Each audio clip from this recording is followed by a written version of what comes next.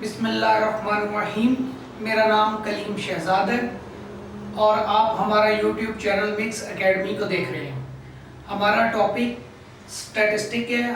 Statistic एक subject है जो कि ओ लेवल्स ए लेवल्स में मैथमेटिक्स में एक टॉपिक के तौर पे पढ़ाया जाता है, लेकिन ओवरऑल अगर हम इसको देखें तो स्टैटिस्टिक एक सेपरेट सब्जेक्ट है। हम इसको ओ लेवल और ए लेवल में जितना डिस्कस किया जाता है और इस सारे को कम्प्लीटली डिस्कस करेंगे, और इसके अलावा हम ये भी देखेंगे कि इससे अबव हम जितना जा सकते हैं, इसकी एक्सप्लेनेशन जितनी कर सकते हैं हम उसको करें, क्योंकि ये बिज़ात खुद एक सब्जेक्ट होने के नाते ये एक बहुत वसी फील्ड है जिसका यूज़ हर फील्ड के अंदर है, हमारी प्रैक्टिकल लाइफ के अंदर है। लेकिन हमने जो हमारे ओ लेवल्स और ए लेवल के सब्जेक्ट्स में जितना ये दिया गया है, हमने उसको डिस्कस करने के साथ साथ हम कोशिश करेंगे कि मैक्सिमम हम आपको इसका नॉलेज दे सकें। तो हम अपने टॉपिक्स के ऊपर आते हैं जी। वर्ड है स्टैटिस्टिक्स। अगर हम इसको सिंपली डिफाइन करें तो स्टैटिस्टिक बेसिकली अगर हम सिंपल आम अल्फाज में इसको डिफाइन करें तो इसको उर्दू में हम ये कह सकते हैं कि शुमारियात, अदाद-ओ-शुमार। अब शुमारियात, अदाद-ओ-शुमार डेटे को इकट्ठा करना, कलेक्शन करना, इसके मायने में आता है। अब स्टैटिस्टिक बेसिकली है क्या, ये कहाँ से ड्राइव किया गया है? ये लैटिन वर्ड वहाँ से ड्राइव किया गया, डिफरेंट वर्ड से इसको निकाला गया है, और ऐसी इंफॉर्मेशन जो कि किसी भी पॉलिटिकल स्टेट के लिए यूजफुल होती है उसको हम स्टैटिस्टिक में काउंट करते हैं। तो हम पहले स्टैटिस्टिक की डेफिनेशन को डिफाइन करेंगे, फिर हम उसकी आगे फर्दर एक्सप्लेनेशन में जाएंगे कि इसकी डेफिनेशन क्या है और इसकी आगे फर्दर ब्रांचेस क्या है।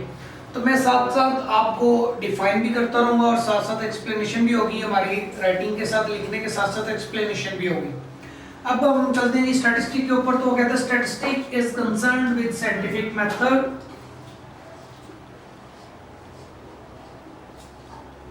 Statistic is concerned with scientific method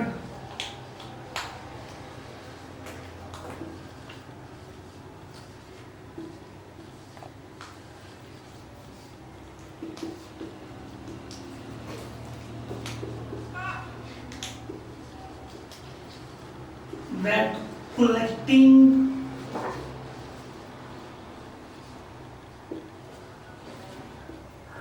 organizing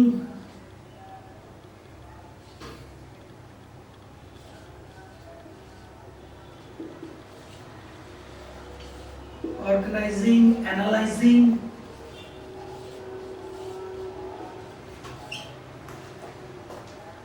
that collecting, organizing, analyzing, interpreting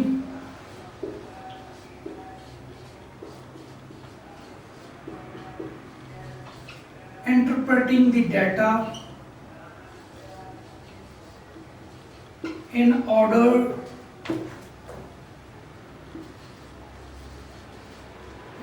to make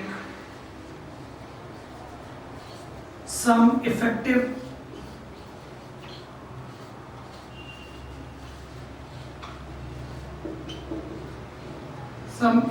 decision। Statistic कहते हैं ये एक साइंटिफिक मेथड से बिलोंग करता है। अगर हम सिंपली देखें तो इसको हम ये अप्लाइड मैथमेटिक्स की ब्रांच से हम इसको रिलेट करते हैं। तो वो कहते हैं जी स्टैटिस्टिक हमारे पास एक साइंटिफिक मेथड है जिसमें हम कलेक्टिंग करते हैं, ऑर्गेनाइजिंग करते हैं, एनालाइजिंग करते हैं, इंटरप्रेटिंग करते हैं, और इंटरप्रेटिंग करने के बाद हम एक इफेक्टिव डिसीजन लेते हैं। ये सारा काम हम कर किस लिए रहे हैं कि डेटे को पहले हम कलेक्ट कर रहे हैं, उसको ऑर्गेनाइज कर रहे हैं, ऑर्गेनाइज मीन एक मुनज़्ज़म कर रहे हैं, उसके बाद उसमें से एनालिसिस कर रहे हैं हम, एनालिसिस करने के बाद फिर उसके बारे में हम एक राय कायम कर रहे हैं जिसको हम इंटरप्रेट कर रहे हैं, उसकी तशरीह कर रहे हैं, और फिर उस इंटरप्रिटेशन की बेस पे हम कुछ डिसीजन लेते हैं। तो बेसिकली ये वर्ड्स जो है ये स्टैटिस्टिक के अंदर ये एक अहम रोल प्ले करते हैं। इन वर्ड्स के ऊपर स्टैटिस्टिक बेस कर रही है।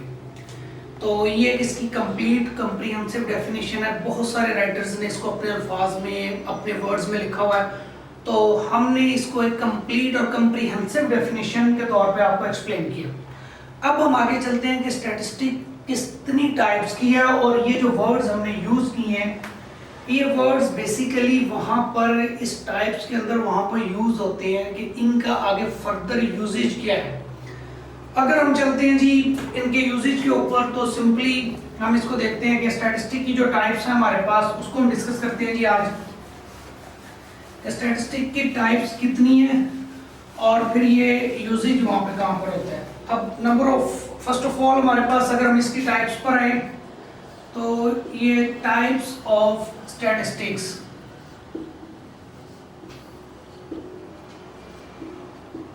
जी इसकी टू टाइप्स है हमारे पास स्टैटिस्टिक की।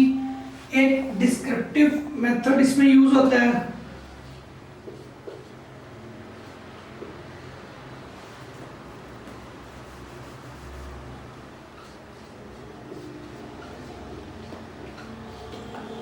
डिस्क्रिप्टिव टाइप है, और एक हमारे पास इन्फ्रेंशियल टाइप है।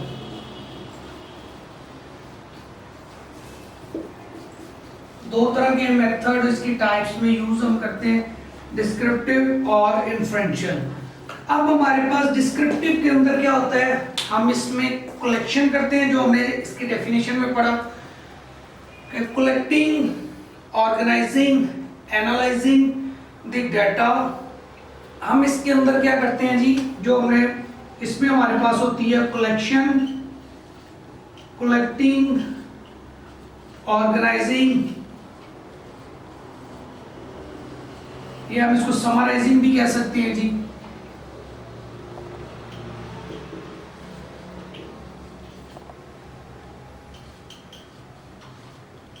एनालाइजिंग द डाटा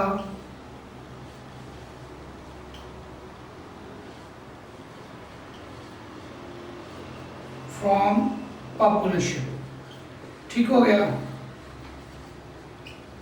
ये हमारे पास ये डिस्कशन होती है डिस्क्रिप्टिव के अंदर। इन्फ्रेंशियल के अंदर हम क्या करते हैं जी कि हम उसके अंदर इंटरप्रेटिंग करते हैं, इंटरप्रेटिंग करने के बाद फिर हम डिसीजन लेते हैं। इन शॉर्ट वर्ड हम ये कह सकते हैं कि इंटरप्रेटिंग के अंदर हम किसी भी पॉपुलेशन जो है, कोई भी जो पॉपुलेशन है उसके डाटे को, सैंपल को हम लेने के बाद उसके ऊपर एनालाइजिंग करने के बाद हम इंटरप्रिटेशन करते हैं और डिसीजन करते हैं। और उसकी एक सबसे बड़ी एग्जांपल जो है हमारे पास प्रोबेबिलिटी में आती है, कि जिसमें हम पॉसिबल तमाम सैंपल्स को डिस्कस करते हैं जी प्रोबेबिलिटी को। तो इन्फ्रेंशियल स्टैटिस्टिक्स के अंदर हमारे पास क्या होता है, एनालाइजिंग होती है, और उसके बाद हमारे पास इंटरप्रिटेशन है जी।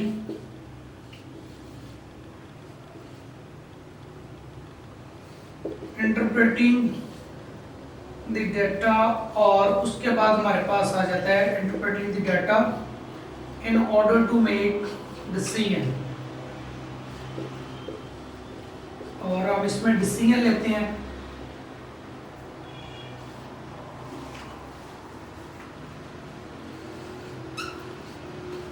हम इसमें डिसीजन लेते हैं, और इसकी सबसे बड़ी एग्जांपल हमारे पास प्रोबेबिलिटी है, जिसके अंदर हम तमाम पॉसिबल सैंपल्स को डिस्कस करते हैं जी। यानी कि वो जो डाटा जो हमने इसको बनाया होता है, जिसको हमने इंटरप्रेट किया होता है, और उसको हम वहाँ पे क्या करते हैं जी, इसके अंदर हम इंटरप्रेटिंग डाटा को डिसीजन मेकिंग करते हैं। और इसके अंदर सबसे बड़ी हमारे पास इन्फ्रेंशियल स्टैटिस्टिक्स के अंदर जो एग्जांपल है वो प्रोबेबिलिटी की है, जिसको हम डिस्कस करेंगे, क्योंकि हमारा टॉपिक जो है ओ लेवल्स का प्रोबेबिलिटी है, और प्रोबेबिलिटी हमारा वो इन्फ्रेंशियल स्टैटिस्टिक्स में आता है, जिसमें हम पॉसिबल सैंपल्स को डिस्कस करेंगे और हम उसकी बेस पे डिसीजन लेने के बाद हम उसको इंटरप्रेट करेंगे। ये हमारे पास स्टैटिस्टिक है। अब अगर हम सिंपलीफाई इसको फर्दर करें, तो फर्दर सिंपलीफिकेशन में हमारे पास क्या होगा, स्टैटिस्टिक की दो सेंस हैं, एक सिंगुलर है और एक प्लूरल सेंस है। सिंगुलर सेंस के अंदर हम collection of facts and figure, डाटे की हम कलेक्शन करते हैं, और हमारे पास डाटे को अगर हम एक्सप्लेन करें तो हम क्या कर सकते हैं कि data is a combination of number, digit, symbol, special character collected for specific purpose but can never produce proper sense or meaning।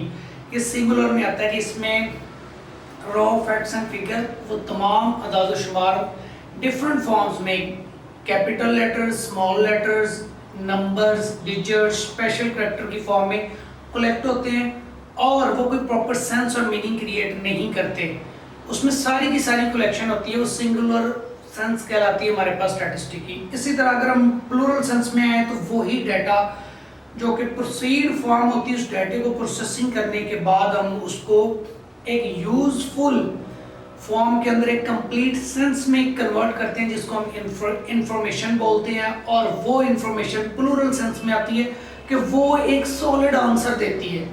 उससे पीछे जो काम किया होता है हमने, वो जस्ट फैक्ट्स एंड फिगर और लार्ज नंबर में डाटा की कलेक्शन की होती है, लेकिन इंफॉर्मेशन के अंदर हमें रिजल्ट्स मिलते हैं और एक प्रॉपर सेंस के अंदर मिलते हैं। तो अगर हम इसको डिफाइन करें तो सिंगुलर सेंस के अंदर तमाम काइंड्स का डाटा एग्जिस्ट करता है स्टैटिस्टिक का, और प्लूरल सेंस के अंदर जस्ट इंफॉर्मेशन आती है जो कि प्रोसीड फॉर्म ऑफ डाटा, वो हमारे पास इंफॉर्मेशन कहलाती है। ये दो तरह की हमारे पास फॉर्म्स हैं जी सेंसेस स्टैटिस्टिक की, एक सिंगुलर सेंस है और एक प्लूरल सेंस है। तो ये इसको हमने डिस्क्राइब करना था क्योंकि डाटे का इन्वॉल्वमेंट स्टैटिस्टिक के अंदर है। विदाउट डाटा आप कुछ भी नहीं कर सकते।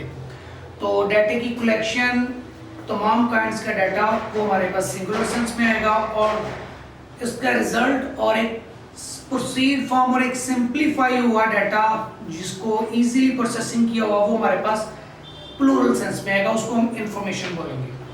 अब हम चलते हैं जी प्रोबेबिलिटी के ऊपर। अब हमारा जो टॉपिक है प्रोबेबिलिटी का, जो कि हमने पढ़ रहे हैं, अब हम उसको डिस्कस करेंगे कि प्रोबेबिलिटी क्या होती है, प्रोबेबिलिटी क्या है, इसके बारे में आज हम पढ़ते हैं जी। तो हमारा टॉपिक है जी स्टैटिस्टिक का प्रोबेबिलिटी, जो कि बिलोंग करता है इन्फ्रेंशियल स्टैटिस्टिक्स से। हमने इसको आज डिस्कस करना है, पढ़ना है। प्रोबेबिलिटी है क्या, ये रिजेम्बलेंस रखता है इंग्लिश के वर्ड पॉसिबल से, प्रोबेबल से। अब प्रोबेबिलिटी को हम अगर सिंपली डिफाइन करें तो क्या होगा, तो कहते हैं प्रोबेबिलिटी हमारे पास क्या, probability is chances that some event will happen.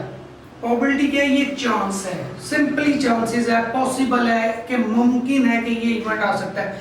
यानी कि हर वो इवेंट जिसके आने के बारे में हमें 100% श्योरिटी नहीं है, हमें पॉसिबिलिटी के ऊपर बेस कर रहा है जी कि ये पॉसिबल है कि ये इवेंट हो सकता है, उसको हम प्रोबेबिलिटी के अंदर डिस्कस करेंगे।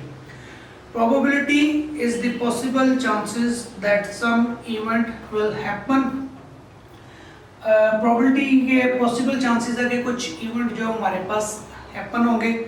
और हम इसको आगे फर्दर ये भी डिस्कस कर सकते हैं कि हमारे पास सिंपली ये भी आ सकता है कि probability is possible chances that some event will happen. It also discuss the all possible chances of certain events from all possible outcomes.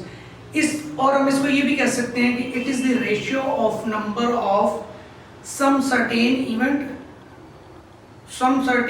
will occur in order to make from possible chances.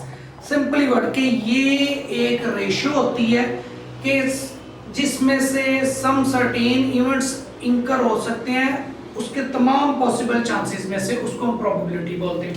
अगर हम simply इसको लिखें तो हम ये कह सकते हैं प्रोबेबिलिटी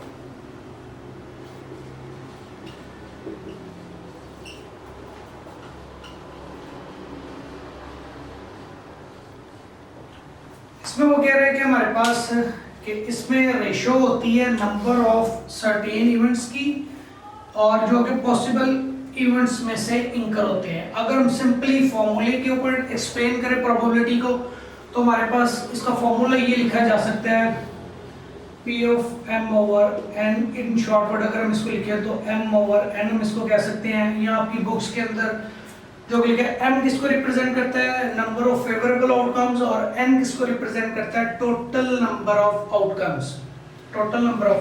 अब अगर हम इसको एक्सप्लेनेशन करें यहाँ पर, तो हम इसको सिंपली ये भी कह सकते हैं कि m रिप्रेजेंट करता है जी नंबर ऑफ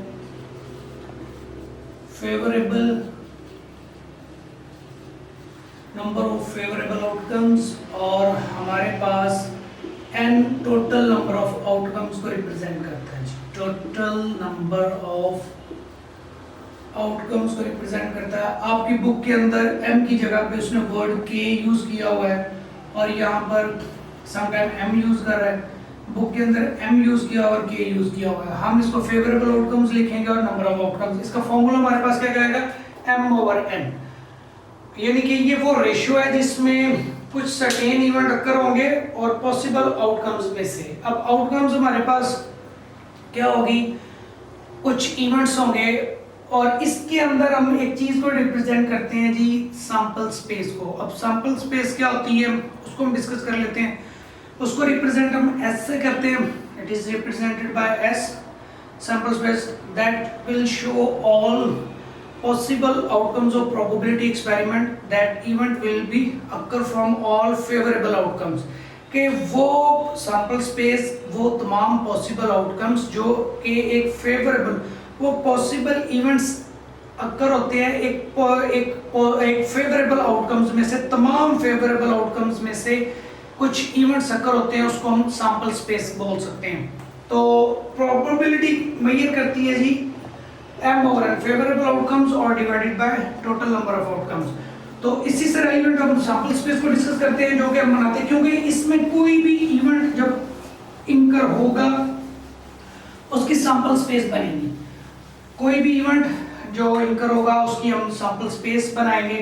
तो सैंपल स्पेस को हम S से रिप्रेजेंट करेंगे, और हम ये भी कह सकते हैं it is represented by sample space को हम यहाँ पे अगर सिंपली डिस्कस कर ले तो वो हमारे पास क्या कहलाएगी,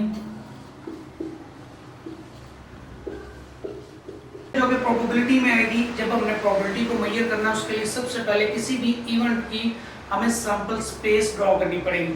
जब हम सैंपल स्पेस बनाएंगे, फिर वहां से सैंपल स्पेस और प्रोबेबिलिटी को फॉर्मूला कैलकुलेट कर सकते हैं। तो वो कहते हैं it is represented by S that containing all probability experiment, that containing all probability experiment of an event, or that event will consist of all favorable outcomes।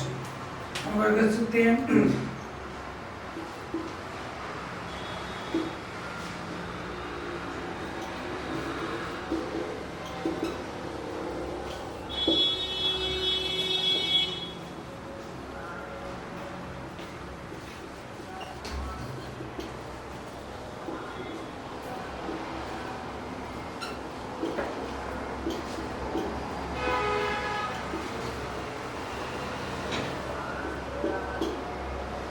तो कहते हैं जी ये रिप्रेजेंट हम इसको ऐसे करते हैं, ये कंटेन करती है और possible outcomes of probability experiment, ये प्रोबेबिलिटी एक्सपेरिमेंट के ऊपर बेस करती है, और वो इवेंट्स जो कि फेवरेबल आउटकम्स में से आते हैं। अब हम आगे फर्दर आते हैं इवेंट्स के ऊपर। इसमें इवेंट्स डिफरेंट टाइप्स के होते हैं, simple event, combined event, intersection of event, union of events, complements of events, mutually exclusive event और नॉन म्यूचुअली एक्सक्लूसिव इवेंट्स। अब सिंपल इवेंट्स क्या होते हैं, उसमें फेवरेबल आउटकम्स में से कोई एक इवेंट इंकर होता है एक वक्त में, उसको हम सिंपल या सिंगल इवेंट बोलते हैं। तो अब हम इसकी सैंपल स्पेस ड्रॉ कर लेते हैं जी। ये हमने सैंपल स्पेस को पढ़ लिया, दो चीजों को डिस्कस कर लिया। अब हम इनकी सैंपल स्पेस के ऊपर आएंगे। एक इवेंट्स कितनी टाइप्स के होते हैं, और आप हमें साथ साथ इसको आगे फर्दर बताएंगे कि इवेंट्स की टाइप्स कौन कौन सी होती है। अब हम इसकी टाइप्स ऑफ, अगर हम इवेंट्स पे जाएं तो हम सिंपली कह सकते हैं, एक नंबर 1 हमारे पास सिंपल इवेंट्स होते हैं जी। सिंपल इवेंट्स होते हैं जो कि ओनली सिंगल आउटकम के ऊपर, बेस कर रहे होते हैं जी। और उसके बाद हमारे पास कंपाउंड इवेंट होते हैं, कंबाइंड हम इसे कह लें, कंपाउंड इवेंट्स, जिसमें मोर देन टू आउटकम्स आती हैं हमारे पास, और वो हमारे पास होते हैं। उसके बाद हमारे पास एक कॉम्प्लीमेंट इवेंट होते हैं, कॉम्प्लीमेंट इवेंट्स होते हैं हमारे पास, और उसके बाद हमारे पास इंटरसेक्शन ऑफ इवेंट्स होते हैं, और उसके बाद हमारे पास एक इंटरसेक्शन ऑफ इवेंट्स हो गया, और फिर यूनियन ऑफ इवेंट्स होते हैं हमारे पास,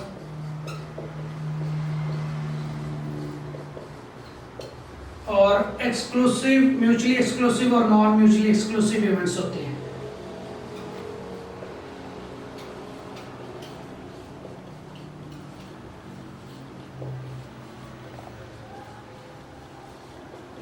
और नॉन म्यूचुअली एक्सक्लूसिव इवेंट होते हैं।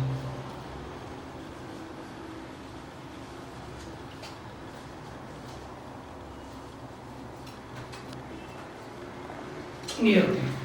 अब हम इसको ड्रॉ करेंगे, ये इवेंट्स हैं जी, इनके बारे में मैंने आपको बता दिया। अब हम सैंपल स्पेस पे चलते हैं, और मैं कुछ सैंपल स्पेस को ड्रॉ करूंगा और रिमेनिंग मैं आपको दूंगा। उसका फर्दर आंसर आप हमें करेंगे कि हम इसको फर्दर, अगर एक इवेंट मैंने ड्रॉ किया उससे रेलिवेंट इवेंट आप किस तरह से ड्रॉ कर सकते हैं, हम उसको पढ़ेंगे।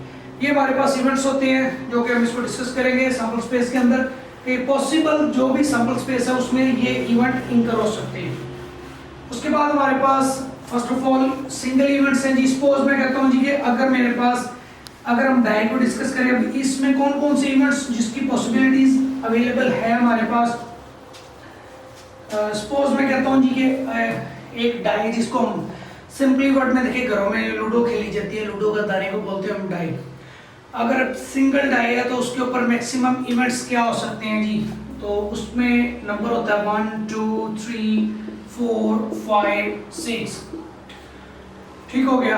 और प्रोबेबिलिटी के बारे में एक चीज मैं आपको बता दूं कि ये हमारे पास डिपेंड करती है जी, 0, ये एक्सपेक्टेशन जिसकी आती है 0 से 1, ये प्रोबेबिलिटी 0 से 1 के बिटवीन इवेंट अकर होता है, और वो इवेंट जिसकी प्रोबेबिलिटी 0 ये इम्पॉसिबल है, और मैक्सिमम वो इवेंट जिसकी प्रोबेबिलिटी 1 हो उसको हम सर्टेन इवेंट्स बोलते हैं, क्योंकि प्रोबेबिलिटी 0 और 1 के बिटवीन एग्जिस्ट करेगी, और जो 0 और 1 के बिटवीन आए वो पॉसिबल इवेंट्स हैं, और जो एग्जैक्ट जिसकी प्रोबेबिलिटी 1 है वो उसको हम सर्टेन इवेंट्स बोलते हैं। 100% श्योरिटी होती है, इससे बाहर नहीं जा सकती प्रोबेबिलिटी, और कभी भी नेगेटिव नहीं हो सकती। अब सपोज मेरे पास ये सैंपल स्पेस बनाया मैंने इसको बोला कि हम एक 1 डाई को रोल किया, उसमें पॉसिबल सैंपल स्पेस बनी 1 2 3 4 5 6। अब इसमें अगर वो कह देते हैं जी कि इसमें 1 के आने की प्रोबेबिलिटी क्या होगी, सिंपली अगर हम कहते हैं प्रोबेबिलिटी ऑफ 1, तो मेरे पास फॉर्मूला क्या लगेगा, P of m over n, यानी कि पॉसिबल m ओवर n, हम अगर इसको हम करते हैं तो ये आएगा जी 1/6। इसमें मेरे पास 1 के आने की प्रोबेबिलिटी क्या है, 1/6, क्योंकि टोटल 6 इवेंट है और उसमें 1 के आने की, अगर हम सिंगल डाई एक बार रोल की है, हमने लूडो के दाने को थ्रो किया है, तो उसमें से 1 के आने की प्रोबेबिलिटी हमारे पास होगी 1/6। सिमिलरली अगर वो बोलते जी कि 2 के आने की प्रोबेबिलिटी वो भी 1/6 होगी, क्योंकि इवेंट एक बार इंकर हो रहा है और तमाम सबके इक्वली चांसेस है इंकर होने के, क्योंकि हमें श्योरिटी नहीं है कि 1 आएगा, 2 आएगा, 3 आएगा, 4 आएगा, 5 आएगा या 6 आएगा। तो इसमें हमारे पास क्या होगा जी, 2 के आने की प्रोबेबिलिटी 1/6, 3 के आने की प्रोबेबिलिटी 1/6, 4 के आने की प्रोबेबिलिटी 1/6, 5 के आने की प्रोबेबिलिटी 1/6, और सेम 6 के आने की प्रोबेबिलिटी 1/6 होगी।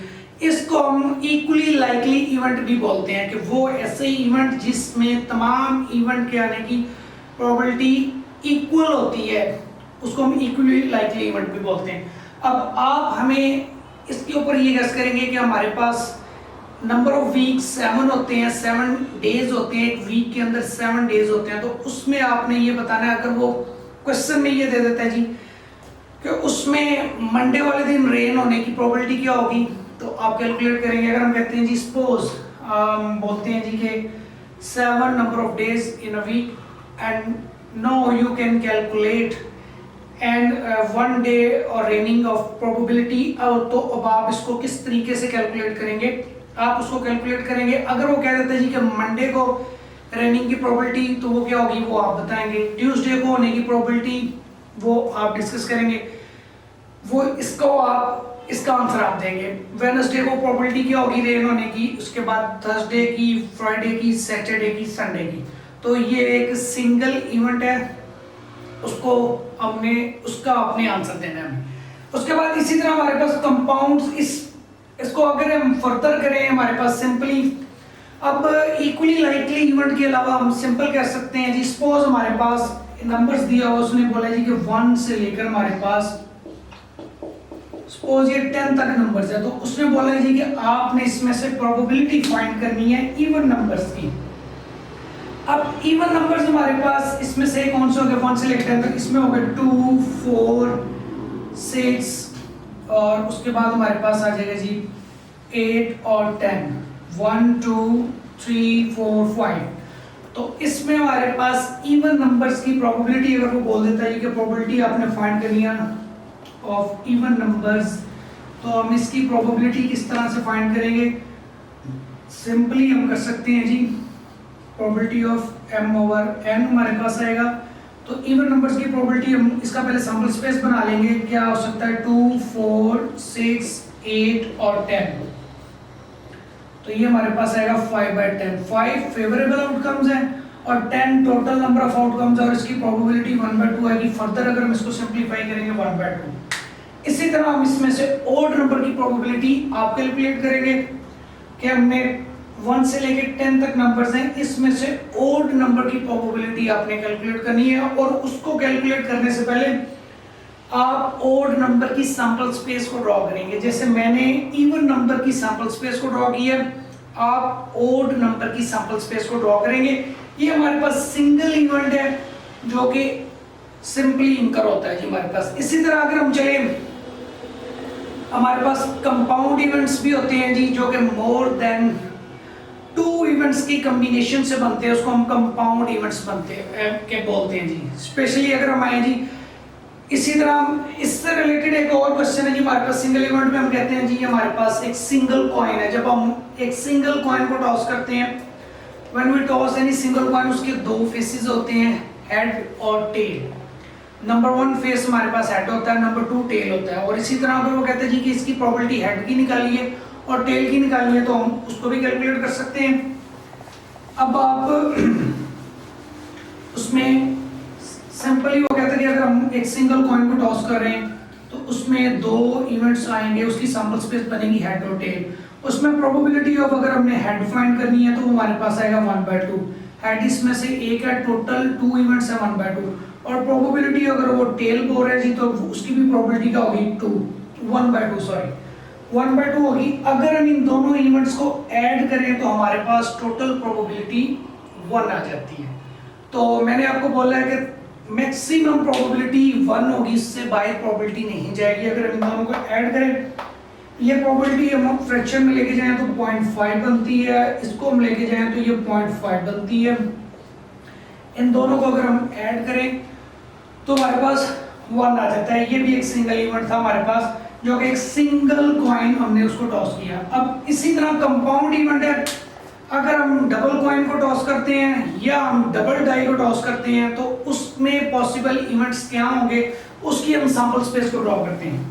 सैंपल स्पेस मैंने आपको बताया, इसको रिप्रेजेंट हम ऐसे करते हैं और इसके अंदर प्रोबेबिलिटी एक्सपेरिमेंट्स होते हैं। तमाम फेवरेबल आउटकम्स में से प्रोबेबिलिटी एक्सपेरिमेंट हम करते हैं, और वो एक्सपेरिमेंट जो होता है प्रोबेबिलिटी का, वो रैंडमली होता है।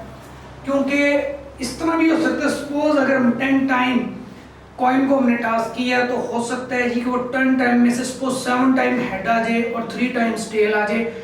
इसलिए इसको हम रैंडम एक्सपेरिमेंट बोलते हैं। हमें श्योरिटी नहीं है कि कोई सिमेट्री इसके अंदर नहीं होती है। सपोज अगर हमने 10 टाइम कॉइन को टॉस किया तो ये भी हो सकता है पॉसिबिलिटी के जी 10 टाइम्स हेड आ जाए, ये भी पॉसिबिलिटी है जी कि हमारे पास 10 टाइम टेल्स आ जाए, और ये भी पॉसिबिलिटी है कि उसमें 6 या 7 टाइम टेल्स आ जाए, 3 टाइम्स हेड आ जाए। तो ये एक रैंडमली एक्सपेरिमेंट होते हैं जो कि जिसके आने के बारे में हमें श्योरिटी नहीं होती है, हमने पॉसिबिलिटी हमने बतानी होती है कि वो क्या है। सिंपली अगर हमारे पास कंपाउंड इवेंट में अगर हम चलते हैं जी, तो कंपाउंड इवेंट्स कौन से इवेंट्स हैं हमारे पास, उसमें अगर हम 2 कॉइन्स को टॉस करते हैं तो उसकी फेवरेबल सैंपल स्पेस आउटकम्स क्या आएगी, सैंपल स्पेस क्या बनेगी। अगर हम 2 कॉइन्स को टॉस करते हैं तो वो ये बनेगी हेड हेड हेड टेल और टेल हेड, और उसके बाद आ जाएगा टेल टेल। ये हमारे पास उसकी सैंपल स्पेस बन गई। अगर हम डबल कॉइन को टॉस करें तो उसके सैंपल स्पेसेस ये बनेंगे। एक पॉसिबिलिटी ये होगी हेड हेड, एक पॉसिबिलिटी ये हो सकती है कि फर्स्ट कॉइन पे हेड आ जाए, सेकंड पे टेल आ जाए। एक पॉसिबिलिटी ये होगी कि फर्स्ट कॉइन पे टेल आ जाए, सेकंड पे हेड आ जाए, और एक पॉसिबिलिटी ये होगी कि दोनों ही कॉइन्स पे टेल आ जाए। अब अगर वो यहाँ पे हमें क्वेश्चन में आ जाता है जी, आप मेरी हेल्प करेंगे कि अगर वो बोल देता है जी कि प्रोबेबिलिटी हमने फाइंड करनी है जी 2 हेड्स की, तो उसकी वो कह रहा है इसका आप बताइए, तो हम क्या करेंगे जी, इसका आंसर क्या है, प्रोबेबिलिटी ऑफ 2 हेड्स। तो हमारे पास इसका आंसर आ जाएगा 1/4, क्योंकि 2 हेड्स 1 टाइम आ रहा है और टोटल हमारे पास कितने इवेंट्स हैं, 4 इवेंट्स हैं, तो 1/4 ये फेवरेबल और ये टोटल नंबर ऑफ आउटकम्स। इसी तरह अगर वो बोलते हैं जी हमारे पास 2 टेल की प्रोबेबिलिटीज आप निकालिए, तो हम करेंगे वो आ जाएगा 1/4। और इसी तरह अगर वो बोलता है कि 1 हेड और 1 टेल की निकालिए, 1 हेड एंड 1 टेल, या सिंपली वो ये भी कह सकता है कि ओनली 1 टेल या ओनली 1 हेड। ये इसका आंसर आप करेंगे कि हमने 2 डबल कॉइन्स में से हमने उसकी 1 हेड की प्रोबेबिलिटी फाइंड करनी है। ये इसका रिप्लाई आप हमें देंगे। अब हम आगे चलते हैं जी, ये हमारे पास कंपाउंड इवेंट्स हो गया। अब इसी तरह हमारे पास ये तो हो गया हमारे पास डबल कॉइन, इसी तरह एक ट्रिपल कॉइन भी आ सकता है। तो ट्रिपल कॉइन वो कह सकते हैं कि जब हम 3 कॉइन्स को टॉस करते हैं तो उसके फेवरेबल आउटकम्स क्या होंगे। इसका एक और मैं एग्जांपल आपको दे दूं, अगर आपको श्योरिटी ना हो कि भाई इसके पॉसिबल सैंपल स्पेसेस कितनी बनेंगी, तो इसका एक फार्मूला है 2 की पावर n। 2 इसकी बेस होगी, उसकी पावर हमारे पास क्या है, 2 इवेंट्स इंकर हो रहे हैं तो 2 की पावर 2 4, तो इसकी पॉसिबल सैंपल स्पेसेस क्या आएंगी 4। ये अपने इसको एक जेनिशिंग कर लेना कि 2 की पावर n अगर हम करेंगे तो वो हमारे पास इसकी मैक्सिमम सैंपल स्पेसेस ये बनेगी। इसी तरह अगर हम 3 कॉइन्स को टॉस करते हैं तो उन 3 कॉइन्स को टॉस करने में हमारे पास पॉसिबल सैंपल स्पेसेस कितनी आएगी। वैसे तो मैं कैलकुलेशन किए बगैर मैं आपको बता सकता हूँ कि वो 8 आएंगी, लेकिन अगर हम देखें तो वो 8 कैसे आएंगी, उसमें हमारे पास क्या होगा, उसका फॉर्मूला होगा हमारे पास 2 की पावर n और इसको हम करेंगे 2 की पावर 3, तो वो 8 आएंगी। अब अगर वो कहते हैं कि अगर 3 कॉइन्स अगर हम टॉस करते हैं तो उन 3 कॉइन्स को टॉस करने पर हमारे पास उसकी सैंपल स्पेसेस क्या होंगी और उस सैंपल स्पेसेस में से हमने रिजल्ट फाइंड करना होगा। तो चलिए जी, हम कंपाउंड इवेंट्स को पढ़ रहे हैं। उन कंपाउंड इवेंट्स के अंदर जब हम 3 कॉइन्स को टॉस करेंगे तो उन 3 कॉइन्स को टॉस करने में हमारे पास जो पॉसिबल सैंपल स्पेसेस आएंगे उसको हम डिस्कस करेंगे। तो हमारे पास पॉसिबिलिटी क्या होगी, एक पॉसिबिलिटी ये हो सकती है हेड हेड हेड, एक पॉसिबिलिटी ये हो सकती है हेड हेड टेल, एक पॉसिबिलिटी हो सकती है हेड टेल हेड, और एक पॉसिबिलिटी हो सकती है टेल हेड हेड, और उसके बाद एक पॉसिबिलिटी हो सकती है टेल टेल हेड, और एक पॉसिबिलिटी हो सकती है टेल हेड टेल, और एक पॉसिबिलिटी हो सकती है हेड टेल टेल, और थर्ड हो सकती है टेल टेल। अब अगर हम इसको काउंट करें 1 2 3 4 5 6 7 8, तो हमारे पास इसकी पॉसिबल सैंपल स्पेसेस 8 आई हैं। तो मैंने आपको इसका फॉर्मूला बोला था 2 की पावर n। 3 हमारे पास ये 3 फेसेस डाई है, तो 2 इसकी बेसिस है, 2 की पावर 3 8, तो हमारे पास पॉसिबल सैंपल स्पेसेस वो 8 आएंगी जब हम 3 कॉइन को टॉस करेंगे। अब इसमें से अगर हमने आंसर फाइंड करना हो, वो कहते थे when we toss 3 coins then find the 3 heads की प्रोबेबिलिटी आपने बतानी है। द प्रोबेबिलिटी ऑफ 3 हेड्स हमारे पास क्या होगी, 3 हेड्स की प्रोबेबिलिटी क्या होगी, तो वो हमारे पास आएगी 1/8। क्योंकि 3 हेड्स वन टाइम आ रहा है। टोटल क्या है हमारे पास, फेवरेबल 1 है इसमें से 3 हेड्स, और टोटल हमारे पास 1 2 3 4 5 6 7 8 1/8 है। इसी तरह अगर वो कहता है ये प्रोबेबिलिटी ऑफ 3 टेल्स, तो 3 टेल्स की प्रोबेबिलिटी हमने फाइंड करनी, तो वो भी आएगा 1/8, क्योंकि 3 टेल्स वन टाइम आ रहा है और टोटल हमारे पास आउटकम्स कितनी है जी 8। अगर वो कहता है प्रोबेबिलिटी ऑफ 2 हेड्स की प्रोबेबिलिटी, तो हम इसको कैलकुलेट कैसे करेंगे, 1 2 3, तो 2 हेड्स की प्रोबेबिलिटी 3 है, तो ये आएगा 3/8। और आप हमें इसका आंसर करेंगे probability of 2 tails. Probability of 2 tails का आंसर आप करेंगे। और इसी तरह अगर वो ये बोल देता है जी हमें कि probability of only 1 head when we toss 3 coins, अब प्रोबेबिलिटी ऑफ 1 हेड, मैं इसका आंसर करता हूँ जी कि जब हमने 3 कॉइंस को टॉस किया, प्रोबेबिलिटी ऑफ 1 हेड, अब 1 हेड की प्रोबेबिलिटी इसमें क्या होगी, हमारे पास 1 हेड कहां पर आ रहा है, 1 2 3, उसकी प्रोबेबिलिटी भी 3/8 होगी। आप हमें आंसर करेंगे जी probability of 1 tail when we toss 3 coins. जब हम 3 कॉइंस को टॉस करते हैं तो प्रोबेबिलिटी ऑफ 1 टेल, जब हम 3 कॉइंस को टॉस कर रहे हैं तो प्रोबेबिलिटी ऑफ 1 टेल, इसका आंसर आप हमें करेंगे। तो ये हमारे पास कंपाउंड इवेंट्स थे। हमने सिंगल इवेंट्स में सिंगल कॉइन को टॉस डिस्कस किया, कंपाउंड इवेंट में हमने डबल कॉइन को टॉस किया और ट्रिपल कॉइन को टॉस किया। इसी तरह हमने सिंगल इवेंट के अंदर हमने सिंगल डाई को डिस्कस किया, उसकी सैंपल स्पेसेस टोटल 6 आई, उसमें से हमने हर इवेंट के बारे में डिस्कशन की। अब हम चलते हैं कंपाउंड इवेंट्स के ऊपर। कंपाउंड इवेंट्स में जब हम डबल डाई को टॉस करेंगे तो फिर हमारे पास पॉसिबिलिटीज क्या होंगी, उसको हम डिस्कस करते हैं। क्योंकि ये सारा हम सैंपल स्पेस को डिस्कस कर रहे हैं और इसको डिस्कस करना इसलिए जरूरी है कि हमारे पास से क्वेश्चंस जो है वो इजीली कैलकुलेट हो सकें। जब तक हम सैंपल स्पेस को ड्रॉ नहीं करेंगे तब तक हम क्वेश्चंस को नहीं कर सकते। तो ये कॉन्सेप्चुअल क्वेश्चन है जो कि कॉन्सेप्ट्स के ऊपर बेस करते हैं। जब हमारा कॉन्सेप्ट क्लियर होगा, हमने सैंपल स्पेसेस बनाई होगी, फिर हम उनकी प्रोबेबिलिटी इजीली कैलकुलेट कर सकते हैं। तो चलिए, हमारी बुक्स के अंदर डिफरेंट एग्जांपल्स डिफरेंट मेथड से समझाया हुआ है, मैं आपको दोनों मेथड से समझा दूंगा। उसने बोला जब हम डबल डाई को टॉस करते हैं, रोल करते हैं, डाई के लिए वर्ड रोल यूज होगा, कॉइन के लिए वर्ड टॉस का यूज होगा।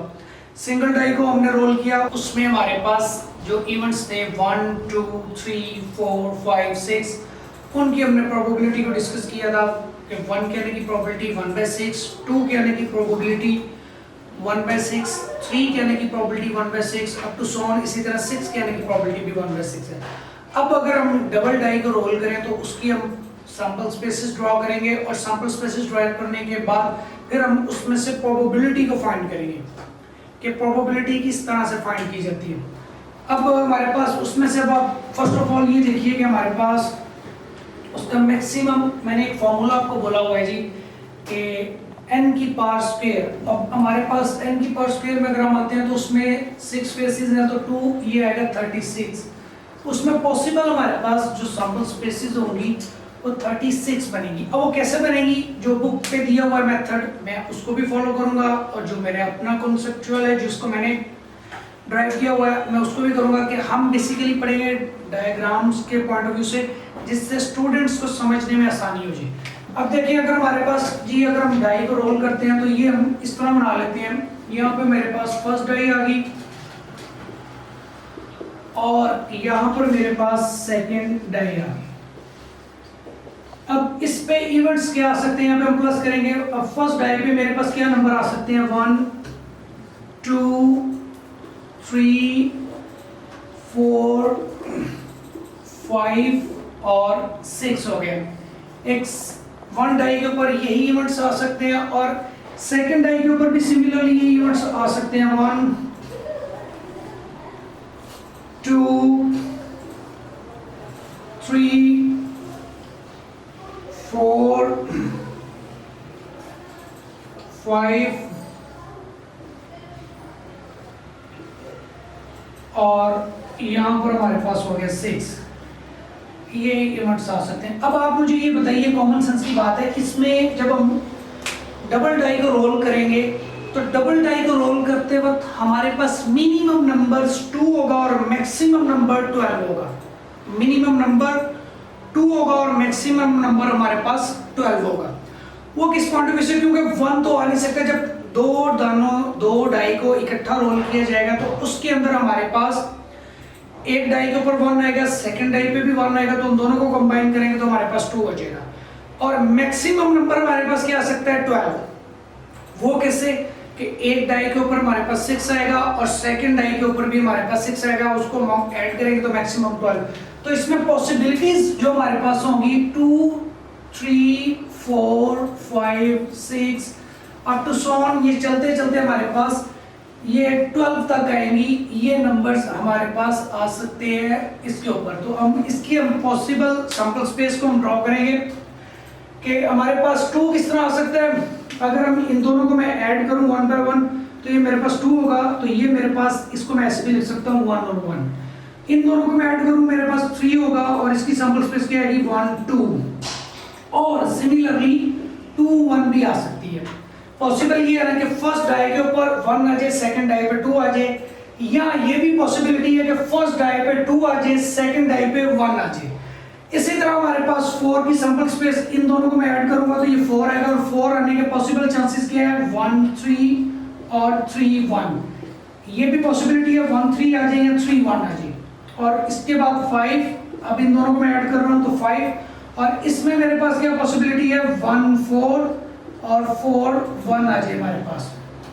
इसके अलावा अब मैंने इसमें, अगर हम डिस्कशन में चलते हैं जी, सिंपली अगर हम 5 पे चलते हैं तो हमारे पास एक सिंपली यहाँ पर डिस्कशन है जी। हम 1, 5 को कर रहे हैं तो हमारे पास 6 आ गया हमारे पास जी।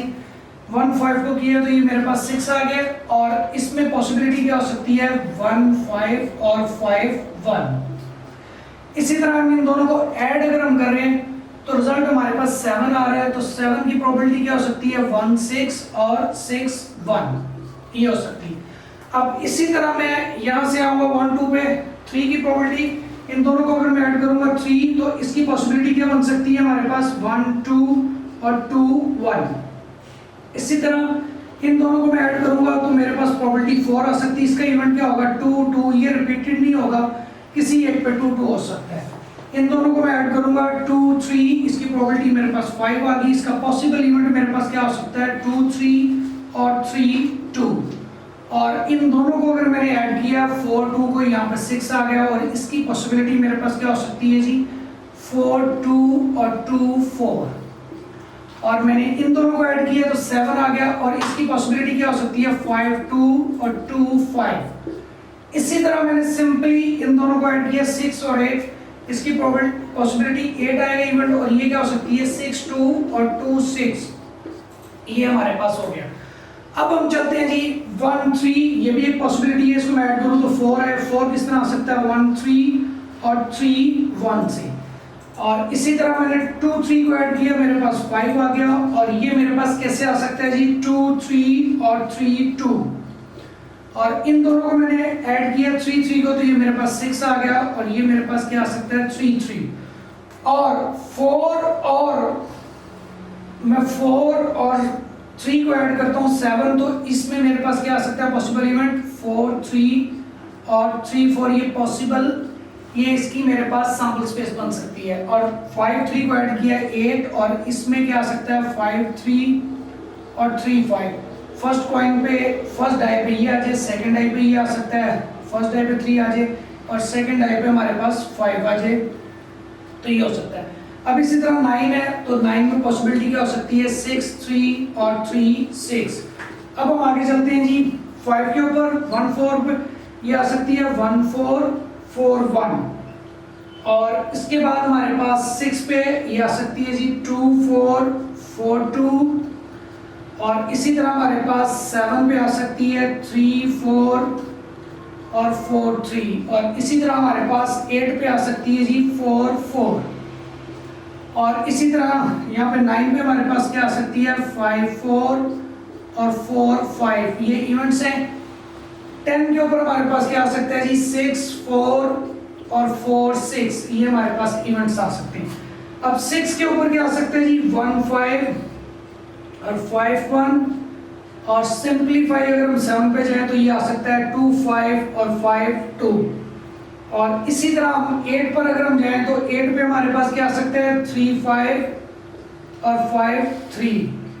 सिंप्लीफाई अगर हम करें 9 पे जाएं तो ये हमारे पास 4 5 और 5 4 आ सकते हैं। इसी तरह हमारे पास 10 पे जाएं तो ये हमारे पास 5 5 इवेंट्स आ सकते हैं, और अगर हम 11 पे जाएं तो 6 5 और 5 6, ये हमारे पास पॉसिबिलिटी है इन इवेंट्स के आने की। इन दोनों को अगर मैं ऐड करूं 1 6 7 तो इसकी पॉसिबिलिटी क्या बनेगी 1 6 6 1, और अगर मैं 8 पे जाऊं तो ये आएगा 2 6 और 6 2, और अगर मैं 9 पर जाऊं तो ये आएगा 3 6 और 6 3, और इसी तरह अगर मैं 10 पे जाऊं तो ये मेरे पास आएगा 4 6 और 6 4, और इसी तरह मैं अगर 11 पे जाऊं तो ये मेरे पास आएगा 5 6 और 6 5। अगर हम इन तमाम इवेंट्स को अगर हम ऐड करें तो ये 36 सैंपल स्पेसेस बनती हैं। उसके पॉइंट ऑफ व्यू से मैंने आपको एक टेबल बना के और उसकी इन दोनों को हम ऐड कर रहे हैं, फर्स्ट डाई और सेकंड डाई को, रिजल्ट 2 आ रहा है, और उसमें पॉसिबल मैंने इवेंट बताए 1 1। इसी तरह 3 1 और 2 और 1 को ऐड करें 3 आ रहा है, इसमें पॉसिबल इवेंट ये हो सकता है फर्स्ट डाई पे 1 आ जाए, फिर 2 आ जाए 2 1, इसी तरह 4 1 3 3 1, और इसी तरह हमारे पास 5 1 4 4 1, इसी तरह हमारे पास 6 ये इवेंट्स आ सकते हैं। तो ये सैंपल स्पेस हमारे पास बनेगी 36 इवेंट्स की। तो अब इसमें अगर वो अब आप मुझे इसका आंसर देंगे, अगर वो बोलता है कि प्रोबेबिलिटी ऑफ 2 फाइंड करें, आप प्रोबेबिलिटी ऑफ 2 आपने निकालनी है कि जब हम 2 डाइस को रोल करें तो उसमें प्रोबेबिलिटी ऑफ 2 हमारे पास उसका क्या आएगा, हमारे पास 1/36 आंसर होगा। अगर वो कहता है प्रोबेबिलिटी ऑफ 3 फाइंड करें, तो प्रोबेबिलिटी ऑफ 3 हम फाइंड कर रहे हैं, उसमें हमारे पास अब 3 किस किस से आया है, नंबर 1 एक ये 3 है, एक ये 3 है। प्रोबेबिलिटी में अगर वो 3 बोल रहा है कि उसने क्या जी प्रोबेबिलिटी ऑफ 3 बताया, हमारे पास क्या आएगी, तो वो हमारे पास क्या होगा 1 2 2 1, तो हमारे पास आएगा 2/36, और उसकी अगर हम पॉसिबल सैंपल बनाएं तो 1 2 और 2 1, ये पॉसिबल सैंपल स्पेसेस होगी। अब आप मुझे प्रोबेबिलिटी ऑफ 4 5 6 इसको कैलकुलेट करके बताएंगे कि प्रोबेबिलिटी ऑफ 4 क्या होगी जब हम पॉसिबल सैंपल स्पेसेस को ड्रॉ, जब हम 2 डाइस को रोल करें। आप सबसे पहले उसकी सैंपल स्पेस बनाएंगे 4 की 5 की और 6 की, ये कैलकुलेट आप करके हमें देंगे कि ये बताइए जब हम 2 डाइस को रोल करें तो उसकी प्रोबेबिलिटी क्या होगी, इस सेंस में आप निकालेंगे। पहले आप उसकी सैंपल स्पेस ड्रॉ करेंगे। इसी तरह अगर हम प्रोबेबिलिटी ऑफ 7 को करें जी, तो 7 में हमारे पास प्रोबेबिलिटी क्या होगी, पहले हम उसकी सैंपल स्पेस को ड्रॉ करते हैं। सैंपल स्पेसेस हमारे पास क्या हो सकती है 7 की 2 5 5 2 1 6 6 1 3 4 और 4 3, ये उसकी पॉसिबल सैंपल स्पेसेस है 1 2 3 4 5 6, तो 6/36, और इसको अगर हम कैंसिल करें तो 1/6, तो प्रोबेबिलिटी ऑफ 7 हमारे पास क्या आ गई 1/6। इसी तरह आप प्रोबेबिलिटी ऑफ 8, प्रोबेबिलिटी ऑफ 9 और प्रोबेबिलिटी ऑफ 10 कैलकुलेट करेंगे। प्रोबेबिलिटी ऑफ 11 अगर हम करें तो उसकी पॉसिबल सैंपल स्पेस क्या आएगी 5 6 और 6 5, तो वो आ जाएगा 2/36। उसको अगर हम फर्दर सिंप्लीफाई करें तो 1/18 आएगा। प्रोबेबिलिटी ऑफ अगर हम 12 पे आए तो वो हमारे पास आएगी 6 6, और सिंगल है वो आएगी 1/36। ये जो सेंटर वाली वैल्यूज हैं 4 5 6 8 9, ये प्रोबेबिलिटी आप हमें कैलकुलेट करके देंगे। उसकी आप पहले हमें पॉसिबल सैंपल स्पेसेस बताएंगे। सैंपल स्पेसेस बताने के बाद आप हमें उसका आंसर लिख के देंगे in term of probability, favourable outcomes और divided by total number of outcomes. तो चलिए जी, आज का ये हमारा कंप्लीट टॉपिक था जिसमें हमने सिंगल इवेंट, कंपाउंड इवेंट्स को डिस्कस किया। सिंगल इवेंट्स में हमने सिंगल कॉइन और सिंगल डाई को डिस्कस किया। कंपाउंड इवेंट्स के अंदर हमने डबल कॉइन, ट्रिपल कॉइन और उसके बाद हमने डबल डाई को डिस्कस किया, जो कि हमारी किसी भी किस्म की प्रोबेबिलिटी को कैलकुलेशन करने के लिए जो कि इन इवेंट से रिलेटेड है, वह ज़रूरी है। हमें सबसे पहले प्रोबेबिलिटी के कॉन्सेप्ट को पढ़ा, फिर हमने सैंपल स्पेसिस को पढ़ा, और फिर हमने सैंपल स्पेसिस को पढ़ने के बाद इनके इवेंट्स की कैलकुलेशन की। वो कैलकुलेशन किसकी मदद से की?